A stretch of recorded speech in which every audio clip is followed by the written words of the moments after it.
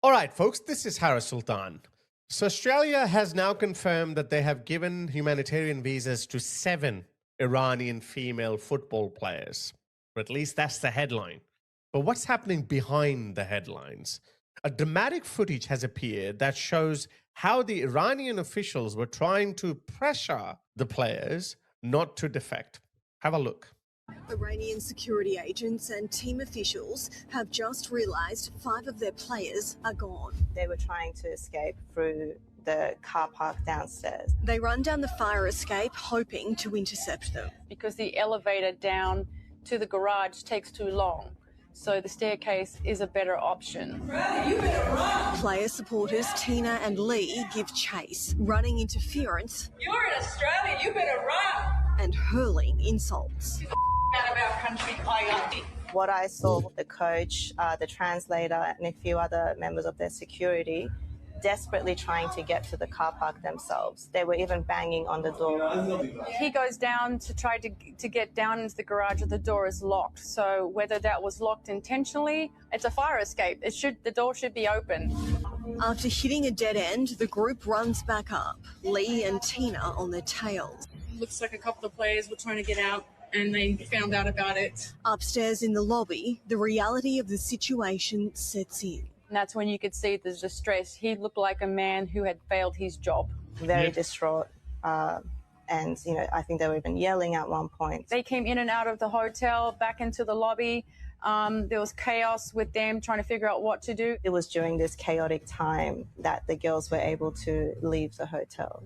So it's not as easy as just walking up to your hotel lobby and say, hey, I want asylum. That can tell you how oppressive this regime is and how important it was for this pathetic regime to make sure that these women go back home. And what are they going to do? This is Ismail Bakai. He is the head of Center for Public Diplomacy and a spokesperson, Ministry of Foreign Affairs, Islamic regime. Look at how pathetic these people are. They slaughtered more than 165 innocent Iranian schoolgirls. Pretty rich coming from people who just killed 30,000 of their own people just for protesting against the regime. I've played those videos many times here before. I'll include the link in the pinned comment. You can watch those videos yourself. So pretty pathetic, Ismail. You don't get to lecture the world who kills who because you surpass all evil there is in the world, okay? So even if it was an accidental firing of a US missile that killed 165 Iranian schoolgirls, it was an accident. It wasn't the intention, but you intended to kill as many people as you could. And by your own admission, you've killed 3,000 of your own people. That's by their own admission. Upward estimates suggest that they killed around 30 to 40,000 people. And I, for one, cannot wait for this regime to be destroyed so we can get to the bottom of it. This is the worst massacre by any regime on its own people. I don't think even Kim Jong-un has done something of this scale. Not yet, at least. They might be capable of it. Putin might be capable of it. Xi Jinping might be capable of it. But they haven't done it yet, which is the reason why this regime is in a league of its own when it comes to being evil. So look what it says.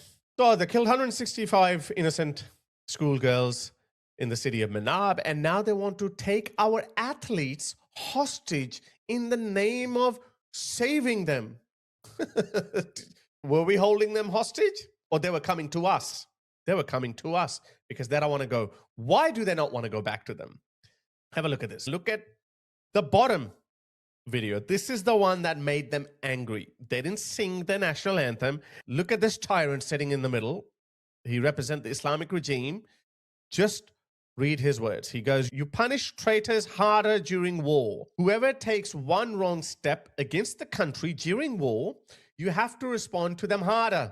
Like the story of our women's national team not singing the national anthem. You have to respond harshly. This is not a symbolic act or mere protest. Not singing the anthem is the highest order of treason. Both people and official must treat them as traitors. This is not a symbolic act. Write traitors on their foreheads and punish them severely. So these idiots thought that it's a good idea to threaten women who are not even under their control. Look at this. So after they made the threats, they're singing the national anthem. Look at that. They're now singing. herkes Look at the Aussie girls. They're smiling because they obviously don't know what's going on. And look at the girls behind them. They're absolutely petrified. They didn't sing it before, and now they're singing it because of this threat.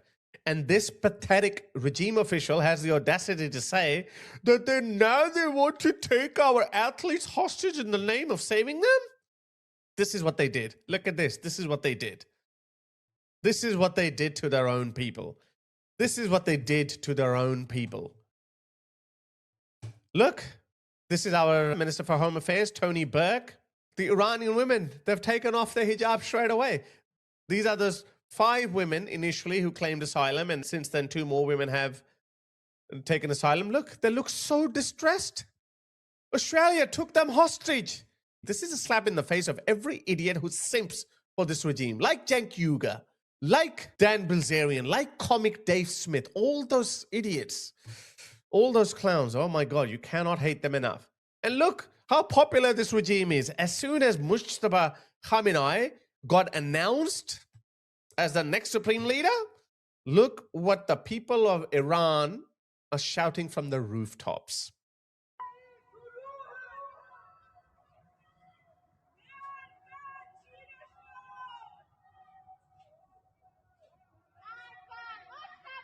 Marbar Mujtaba, meaning death to Mujtaba. They're trying to tell us, they're trying to paint a picture that evil America and evil Israel are bombing Iranian civilians, but look how the civilians of Iran, I mean, this is a truly historic moment. I know people in Ukraine welcomed the Nazis because they were so sick and tired of Stalin's oppression. And then obviously the people of France and Belgium, they welcomed the Allied troops. I've seen those videos, but this is next level. These people are literally chanting, "Thank you, America. Thank you, Bibi Netanyahu," while bombs are falling around them.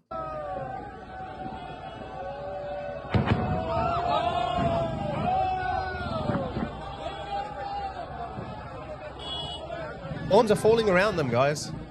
Bombs are falling around them, and these guys are cheering it. Can you believe this? Can you imagine the desperation? I'm not a fan of Anthony Albanese. I wouldn't be cheering if bombs are falling on Australia. I'll fight for Australia under Albanese's command, because that's a normal situation. But imagine how sick and tired are the brave Iranian people of this brutal, tyrannical regime that killed 30,000 of its own people, that they're cheering while bombs are falling around them. There are literally countless of those videos. I can't even play all these videos because of YouTube's advertising guidelines. And this statement from the Iranian regime is all the more pathetic when their own commanders are now almost every single day issuing death threats to the Iranian people. I'm sure you've already probably seen this video that I played before. Fathers and mothers, if your sons and daughters don't listen, it's not our fault. Whoever today on Iran's soil speaks the same thing as the enemy, under them is Tel Aviv, their head is Netanyahu, a bullet has been issued for them. No one has spoken more honestly than now. We don't want to kill your child because they are ignorant. So basically he's saying, we're going to kill your children if you protest, yeah? So this IRGC commander issued that about 3 days ago, okay? And now another death threat has appeared, this time by an IRGC commander-in-chief, Ahmed Raza Radan. He's the highest IRGC official. Look what he's saying. If anyone comes out at the request of enemy, we don't see them as protesters anymore. We see them as the enemy. We'll do to them what we will do to the enemy. We will show the same attitude as we show towards the enemy. All our boys have their fingers on trigger in protection of Islamic revolution, in support of their people and to their nation. By nation, they mean this constantly decreasing share of their population, i.e. these people. Pathetic. Absolutely pathetic.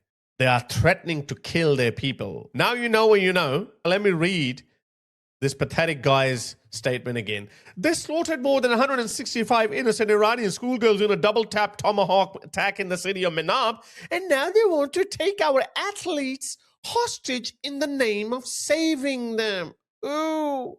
We are known for our humanity. We are the most humane regime in the world. And look at the hostages. Look at them. Look at the hostages. They look so distressed, don't they? This is an evil regime. Evil. There's no better description. This is an evil regime. You can hate Trump. You can hate America's never-ending wars, but you cannot make excuses for this barbaric regime. As I said, Kim Jong-un, Xi Jinping, Vladimir Putin, they might be capable of killing 30,000 of their own people in one night or in a couple of days. They might be capable of that, but they haven't done that yet. This regime is in a league of its own. Look at this. Another Basij commander has just defected. Listen to this. Okay, there are no subtitles on it, so I'll just read it to you. So this IRGC Basij member is saying, everyone is gone. Everyone is gone or leaving. I am going home too. It seems like the regime is finished and we should surrender. I just hope the people don't take revenge on us. Well, I don't know, bro. The people of Iran will decide what's going to happen. And I'm not going to shed a tear. I'm not going to mourn anything that comes your way. Look at these pathetic people. Zach Polanski. We'll set the record straight. It looks increasingly likely that it was the US that bombed a school in Iraq. A horrific war crime. Let's see. Iran protests. Look, he said nothing about the Iranian protests. 1,000 civilians dead. These woke lunatics that keep pulling these numbers out of their backside. Look, nothing. Oh, there it is, February 4th. Pleased to see the jury make this decision. Nope, nothing on Iranian protesters. Oh my God, literally, I thought I'm going to get embarrassed and I might find something, but no, nothing. Look at this. Not a single tweet about 30,000 murdered Iranians, or at least 3,000 by Iran's own admission. Wow, what a pathetic creature. He's a gay Jew, okay, and this is his deputy leader. You know what? In a few years' time, they're going to put his photo up in the dictionary next to the word useful idiot. Look at this. This guy is his deputy leader. Raise the voice of Palestine! Allahu Akbar! These guys are his allies. Ask any single one of them, what do you think should happen to homosexuals in the eyes of Islam? Just ask them that. It doesn't get any more crazier than that. Oh, actually, there's one thing that gets more crazier than that, which is the Greens Party has become the UK's second most popular party.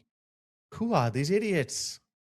This is the new left. We know the new right, which is reform and restore Britain. But this is the new left. Labour is gone, and Labour is still trying to appease them. That is so pathetic. And Labour Party has just jeopardized the UK's special relationship with the US, which was a stupid move because our interests are so aligned, our values are so shared that we will always end up fighting on the same side. And that's what exactly happening with the UK as well. The UK has taken defensive positions, given access to its military bases to the US, but the damage is done, okay? Trump has destroyed Keir Starmer. He said that, sorry, I don't need your help. However, Australia has joined the war. I'll make a separate video on that, which is what we needed to do. But anyway, this is how pathetic the Islamic regime is. And equally pathetic are the people in the West who are making excuses for this regime.